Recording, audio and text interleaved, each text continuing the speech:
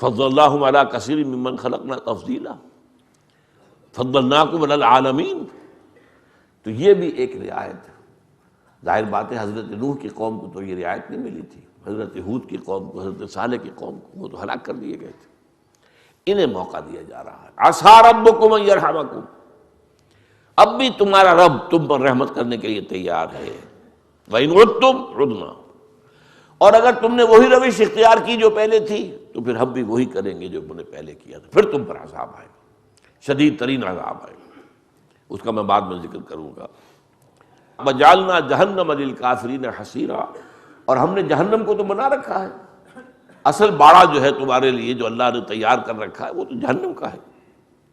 اب وہ ایمان لانے کے لیے دعوت دی جا رہی ہے، ان ھذا القرآن یہدی للتی ہی اقوم۔ دیکھو یہ قرآن، تمہیں تورات دی تھی ہم نے، اب یہ قرآن اس شے کی طرف رہنمائی کر رہا ہے جو سب سے زیادہ سیدھی، اقوم، یہ افعل التفضیل کا صیغہ ہے، اس لیے کہ ہماری ہدایت جو نبیوں کے ذریعے سے آتی رہی تھی اب اپنے نقطۂ عروج کو پہنچی ہے اس قرآن کے اندر۔ اب محمد کی بعثت ہو گئی ہے، قرآن نازل ہو رہا ہے، اب تمہارے لیے موقع ہے، تلافی معافات کر سکتے ہو، اب بھی توبہ کرو، پلٹو، ایمان لاؤ۔ ان ھذا القرآن یہدی للتی ہی اقوم ویبشر المؤمنین الذین یعملون الصالحات ان لہم اجرا کبیرا، اور یہ قرآن بشارت دیتا ہے ان لوگوں کو جو ایمان لائیں اور نیک عمل کریں کہ ان کے لیے بہت بڑا اجر ہے۔ وَأَنَّ الَّذِينَ لَا يُؤْمِنُونَ بِالْآخِرَةِ أَعْتَدْنَا لَهُمْ عَذَابًا أَلِيمًا، اور یہ لوگ، وہ لوگ کہ جو آخرت پر ایمان نہیں رکھتے، ظاہر بات ہے وہی اللہ کو نہیں مانتے، وہ محبت کو کیوں مانیں گے؟ تو آخرت کا یقین مطلب انسان چاہتا ہے سیدھے رستے پر چلنا۔ جب آخرت کا یقین کسی وجہ سے ذہنوں سے اوجھل ہو جائے، یا یہ تصور ہو کہ ہم تو بخشے بخشائے ہیں جی، ہمارا کوئی حساب کتاب نہیں، تو پھر کیوں آدمی کاہے کو سیدھے راستے میں جائے گا؟ پھر تو جو بھی ہو، ہرچے بادہ باد، جو چاہو کرو، بے حیا باش و ہرچے خائی کن، ایک دفعہ حیا کا پردہ ختم ہو جائے تو پھر جو چاہو کرو۔ تو آخرت کا معاملہ جو ہے وہ ہے اصل میں اہم ترین۔ وَأَنَّ الَّذِينَ لَا يُؤْمِنُونَ بِالْآخِرَةِ أَعْتَدْنَا لَهُمْ عَذَابًا أَلِيمًا، جو آخرت پر ایمان نہیں رکھتے ہوں گے اور یعنی اس کے نتیجے میں محمد پر اور قرآن پر ایمان نہیں لائیں گے صلی اللہ علیہ وسلم، ان کے لیے ہم نے ایک دردناک عذاب مہیا کیا ہے۔ اب بس ایک نقطہ نوٹ کر لیجئے، اس بدبخت قوم نے اس موقع سے بھی فائدہ نہیں اٹھایا، حضور کی دشمنی پر کمر کسی، حضور کی مخالفت میں شدید ترین یہ قوم جو ہے اس وقت سے چل رہی ہے، حضور کی بعثت سے اور آج تک، اور اب قیامت کے قریب کے حالات جو آنے والے ہیں ان میں یہ شدید ترین معاملہ ہونے والا ہے۔ اس قوم کے اندر وہ جو ہے تو اس کی بدبختی کا منظر یہ ہے کہ اللہ نے انہیں جو ایک اور موقع دیا تھا، ایک خاص رحمت جو فرمائی تھی، اس سے بھی انہوں نے فائدہ نہیں اٹھایا۔ چنانچہ قرآن مجید میں پھر یہ فیصلہ بھی دے دیا گیا، وَإِسْتَأْذَنَ رَبُّكَ لَيَبْعَثَنَّ عَلَيْهِمْ إِلَىٰ يَوْمِ الْقِيَامَةِ مَن يَسُومُهُمْ سُوءَ الْعَذَابِ، اب طے کر دیا ہے تیرے رب نے کہ ان کے اوپر وہ مسلسل ایسے لوگوں کو مسلط کرتا رہے گا جو انہیں بدترین عذاب دے گا۔ اور اس کی مثال ہے جو پچھلی صدی میں ہوئی ہے جرمنوں کے ہاتھوں۔ ان کے اپنے قول کے مطابق آپ اندازہ کیجئے 6 ملین، 60 لاکھ آدمی قتل کیے گئے۔ اگرچہ اس میں کچھ لوگوں کو کلام ہے، کچھ کہتے ہیں نہیں تعداد اتنی نہیں تھی، بعض تو کہتے ہیں ہے ہی کہانی، لیکن کہانی تو وہ نہیں ہے، وہ ایک واقعہ ہے، تاریخ کا واقعہ ہے، اسے محض کہانی قرار دینا درست نہیں ہے۔ ہاں یہ ہو سکتا ہے کہ اعداد و شمار میں کمی بیشی ہو، لیکن واقعہ یہ ہے کہ بدترین جو ہے عذاب پچھلی صدی میں ان پر آیا۔ بہرحال میں نے جو پچھلی مرتبہ عرض کیا تھا اس کے ضمن میں چند نکات میں اور چاہتا ہوں کہ آپ نوٹ کر لیں۔ دیکھیے جو میں نے سملیرٹیز تھی وہ تو بیان کر دی تھی، ان پر پہلے حملہ آور آئے شمال سے، سیریا سے، اسیرینز۔ مسلمانوں پر پہلے حملہ آور آئے شمال سے، یورپ سے، کون؟ کروسیڈرز۔ ان پر دوسرے حملہ آور آئے مشرق سے، یعنی عراق سے، کیلڈینز، نبوکدنضر، بختنصر۔ ہم پر دوسرے آئے مشرق ہی سے، لیکن کون؟ تاتاری۔ پھر ہمارا جو دوسرا دور زوال آیا، ان کا جو آیا وہ بھی یورپین قوتوں کے ہاتھوں آیا، یعنی گریکس اینڈ رومنس۔ لیکن ہم پر جو آیا وہ بھی یورپین کے ہاتھوں آیا، لیکن وہ مغربی یورپ کے لوگ تھے، برطانیہ، فرانس، اسپین، یہ ممالک، اٹلی، ان لوگوں کے ذریعے سے، اور پورچوگیز، یہ سب کے سب لوگ جو ہیں یہ ہے کہ جن کے ہاتھوں آئے. یعنی عجیب بات نوٹ کر لیجیے، یہ تاریخ جغرافیہ کا مسئلہ ہے. کیونکہ بنی اسرائیل کی حکومت مختصر سی تھی. یہ اسرائیل کتنا بڑا تھا نوٹ تو کیجیے، اس وقت جو فلسطین کتنا بڑا ہے. لہذا ان پر یہ قریب ہی سے حملہ آور ہوئے، قریب سے اسیرین آ گئے، قریب سے عراقی آ گئے، قریب سے جو ہے وہ یورپ کی جو قریب ترین جو قومیں تھیں وہ آ گئی. عالم اسلام ایک بہت بڑی شے کا نام تھا، لہذا وہاں پر دور سے آئے. ہم پر پہلے آئے کروسیڈرز، کہاں سے چل کر؟ انگلینڈ سے چل کر. King Richard of England, the line hearted, وہاں سے چل کر، اور پورا یورپ، خاص طور پر اس میں جرمنی اور فرانس. لیکن یہ کہ کہاں سے؟ اس میں برطانیہ بھی شامل ہے. پھر ہم پر دوسرا جو دور آیا، تاتاری دور سے آئے. تاتاری جو ہے قریب کی قوم نہیں تھی، تاتاری تو بہت دور کی قوم تھی. پھر ہم پر جو دوسرا دور آیا، تیسرا دور کہیے، وہ آیا ویسٹرن دور کی نیشن جو تھی وہاں سے آئے. یہ قریبی جو ہے گریکس، اور یہ ان کا معاملہ ہمارے ساتھ نہیں ہوا. تو یہ تھوڑے تھوڑے سے فرق ہیں ان کے اندر. اچھا، ایک نکتہ اور میں آپ کو بتانا چاہتا ہوں. وہ جو علامہ اقبال نے کہا ہے کہ کبھی یہ نوجوان مسلم تدبر بھی کیا تو نے، وہ کیا گردوں ہے تو جس کا ہے ٹوٹا ہوا تارا. اپنے ماضی کے کچھ معاملات کو اگر انسان جانے، اور خاص طور پہ نوجوان، تو دل میں ایک امنگ پیدا ہوتی. ہمارا جو پہلا دور عروج تھا عربوں کے زیر قیادت، اس میں ہم نے یورپ کے مغربی حصے کو اپنے قدموں تلے روندا ہے. ہسپانیہ سے داخل ہوا، اور ہسپانیہ پورا آئیبیرین پیننسولا، یہ صرف ایک ملک نہیں ہے، اور اس کے اندر جو ہے پرتگال بھی شامل ہے. یہ پورا کا پورا جو ہے فتح کر کے، اور پھر پائرنیز ماؤنٹینز کو کراس کر کے ہارٹ آف فرانس تک پہنچ گئے. یہ سارا علاقہ مسلمان کے قبضے میں آتا ہے. یورپ کا کتنا بڑا رقبہ ہے، کتنا بڑا تو ملک آئیبیرین پیننسولا کتنا بڑا ہے. پھر فرانس کا ہارٹ. پھر وہاں سے البتہ ریورسل شروع ہوئی. 632 میں حضور کا انتقال ہوا ہے. 732 میں پورے 100 برس بعد مسلمانوں کو شکست ہوئی ہے، بیٹل آف ٹورس فرانس کے اندر. تو جو بھی فرانس کا علاقہ تھا وہ انہیں چھوڑ کر پیچھے آنا پڑا. لیکن پھر جہاں تک آئیبیرین پیننسولا ہے وہاں تو 800 برس حکومت کی. اچھا، دوسرا دور عروج آیا ہمارا ترکوں کے زیر قیادت. اب یہ مشرق سے داخل ہوئے مسلمان ترک. انہوں نے مشرقی یورپ کا کتنا بڑا علاقہ فتح کیا. استنبول، قسطنطنیہ فتح کرنے کے بعد ایسٹرن یورپ کے یہ تمام ممالک جو ہیں سب ان کے زیر نگین. ویانا تک پہنچ گئے تھے، یہاں تک ان کا جو ہے محاصرہ جاری تھا. وہ تو بدقسمتی سے پھر پیچھے جو ہے وہ شیعہ حکومت جو تھی صفوی، اس نے حملہ کیا ہے ترکوں پر.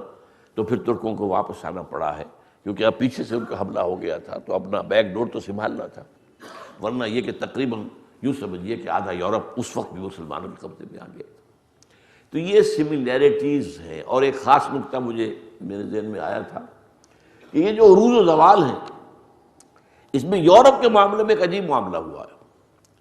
ہمارا جب دوسرا دور زوال شروع ہوا، میں بتا چکا ہوں، وہ ہسپانیہ سے شروع ہوا جہاں مسلمانوں کا قتل عام ہوا. یہ 15ویں صدی کے آخر میں اور 16ویں صدی کے شروع میں ایک ایک شخص یا قتل ہو گیا، جلا دیا گیا، یا لوگوں کو بھر بھر کر جہازوں میں اور جا کر شمالی افریقہ کے ساحل کے اوپر پھینک دیا گیا، ڈمپ کر دیا گیا. لیکن عین اسی وقت جب کہ یورپ کے مغرب میں یہ ہمارا سورج ڈوب رہا تھا، یورپ کے مشرق میں طلوع ہو رہا، وہی زمانہ ہے جبکہ ترک مشرق میں داخل ہو رہے ہیں. تو یہ جو جہاں میں اہل ایما صورت خورشید جیتے ہیں، ادھر ڈوبے ادھر نکلے، ادھر ڈوبے ادھر نکلے. تو یہ صورتحال بھی جو ہے بڑی خوبصورتی کے ساتھ اس نقشے میں ہمارے سامنے آتی ہے. اچھا، اب میں آپ سے عرض کرنا چاہتا ہوں، میں نے آپ کو بتایا 2 عروج 2 زوال، یہودیوں کے بھی ہمارے بھی. لیکن 20ویں صدی عیسوی جو ہے اس کے آغاز میں ایک تیسرا عروج شروع ہوا ہے یہودیوں کا بھی، اور تیسرا عروج شروع ہوا مسلمانوں کا بھی. یہ 20ویں صدی بڑی عجیب ہے. اس میں 2 فینومینن چل رہے ہیں سائڈ بائی سائڈ. جیسے قرآن میں آیا ہے مرج البحرین یلتقیان بینہما برزخ لا یبغیان.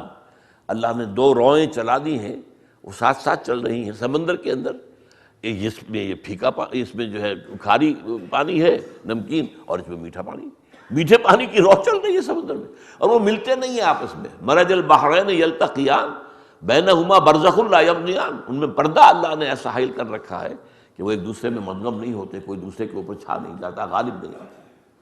تو دو روئیں جو ہیں حالات کی 20ویں صدی میں، ایک طرف تو ہمارا زوال بھی زیادہ اور گہرا اور گہرا اور گہرا اور گہرا، یہودیوں کا زوال بھی اور گہرا اور گہرا اور گہرا اور گہرا ایک، دوسری طرف ایک ارتقاء کا عمل، ایک رینائسنس، ایک نشرت ثانیہ، ایک احیائی عمل، یہ بھی دونوں ان امتوں کے اندر شروع ہوا ہے. اب اس میں آپ کے سامنے جو خاص بات لانا چاہتا ہوں، یہ تاریخ کا ایک عجیب معاملہ ہے یہودیوں کا. یہودیوں میں عروج کیسے شروع ہو گیا؟ تیسری مرتبہ. انتہائی پسی ہوئی قوم، دبی ہوئی قوم، یعنی جب سے ڈائسپورا ان کو شروع ہوا ہے، ڈائسپورا شروع ہوا سن 70 عیسوی سے، یعنی نکال دیا گیا فلسطین سے، بھاگ جاؤ یہاں سے، نکل جاؤ، اور ہیکل سلیمانی مسمار کر دیا گیا جو آج تک مسمار پڑا ہوا ہے. صرف ایک دیوار اس کی ہے ویسٹرن وال، جہاں یہ جاتے ہیں، وہ ماتم کرتے ہیں، کچھ روتے ہیں، کچھ کرتے ہیں. اس پورے دور کے اندر ان پہ 1500 برس تک، سن 70 کے بعد سے لے کر، انتہائی ذلت، مسکنت، ان سے شدید نفرت دنیا میں، لوگوں کو خاص طور پہ یورپ کے اندر شدید پرسیکیوشن، تشدد، نفرت ان سے.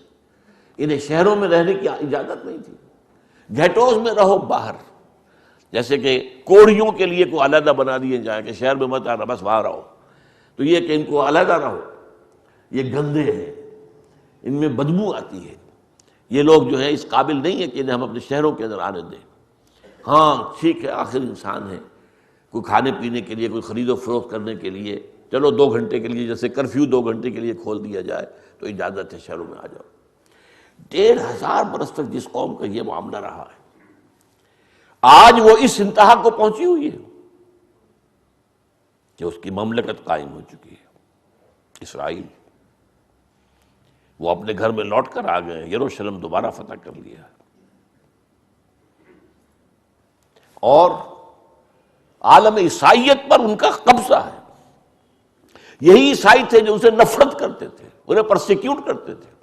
اور یہ بھی نوٹ کر لیجیے ہسٹوریکلی، جب مسلمانوں پر صلیبیوں کے حملے ہوئے ہیں تو جہاں ان حملوں کے دوران مسلمانوں کا قتل عام ہوا، یہودیوں کا بھی ہوا ہے. عیسائی کہتے تھے یہ یہودی ہیں جنہوں نے ہمارے خدا کو صلیب دی ہے، خدا کا بیٹا خدا ہی ہوا نا، وہ تو خدا کا بیٹا جیسس، یہ صلیب دی ہے. اب آپ اندازہ کیجئے کتنی دشمنی ہوگی ان کے اندر، کس طریقے سے انہیں پرسیکیوٹ کرتے تھے. اسی طرح اسپین میں جب انہوں نے مسلمانوں کا قتل عام کیا ہے تو یہودیوں کا قتل عام بھی کیا ہے.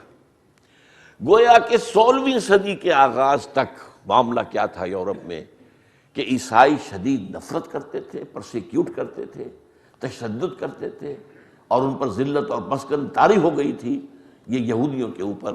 لیکن ببی تفاوت رأس کجاست تاب کجا، کہاں 20ویں صدی کے اواخر میں آ کر یہ کہاں سے کہاں پہنچ گئے. 20ویں صدی کے وسط میں ان کی مملکت قائم ہو گئی، ان کا جو بنایا ہوا بینکنگ سسٹم پوری دنیا پر چھا گیا، ان کا بنایا ہوا ہے. این بنوک، این فکر چالاک یہود انہوں نے بنایا ہے، اور یہ پوری دنیا پر چھایا ہوا. اور آپ کو معلوم ہے دنیا کی تعداد میں، دنیا میں انسانوں کی جو نفری ہے، اس میں مذہبی اعتبار سے سب سے زیادہ تو عیسائی ہیں نا، 2 ارب کے لگ بھگ ہیں، اور وہ اس وقت پوری طرح تابع ہیں، یہود کے قبضے میں ہیں. ان میں خاص طور پر جو ویسٹ ہیں، وائٹ اینگلو سیکسن پروٹیسٹنٹس، وہ تو ان کے پکے پکے جو ہیں اعلی کار ہر معاملے کے اندر. یہ اتنا بڑا انقلاب کیسے آیا؟ یہ ایک بہت اہم مسئلہ ہے سمجھنے کا تاریخ کا. اس کی جو کی ہے وہ کیا ہے؟ تاریخی اعتبار سے چند باتیں نوٹ کر لیجئے. جب طارق ابن زیاد ہسپانیہ فتح کر رہا تھا، یہودیوں نے اس کی مدد کی تھی، اسے راستے بتائے تھے، ادھر سے جاؤ، ادھر سے جاؤ، ادھر سے حملہ کرو. وجہ کیا تھی؟ کہ ہسپانیہ میں ان پر شدید تشدد ہوتا تھا، پرسیکیوٹڈ مائنورٹی تھے، عیسائی ان سے نفرت کرتے تھے، دباتے تھے، مارتے تھے. تو آپ کو معلوم ہے دشمن کا دشمن تو دوست بن جاتا ہے. تو یہاں انہوں نے مسلمانوں کی مدد کی.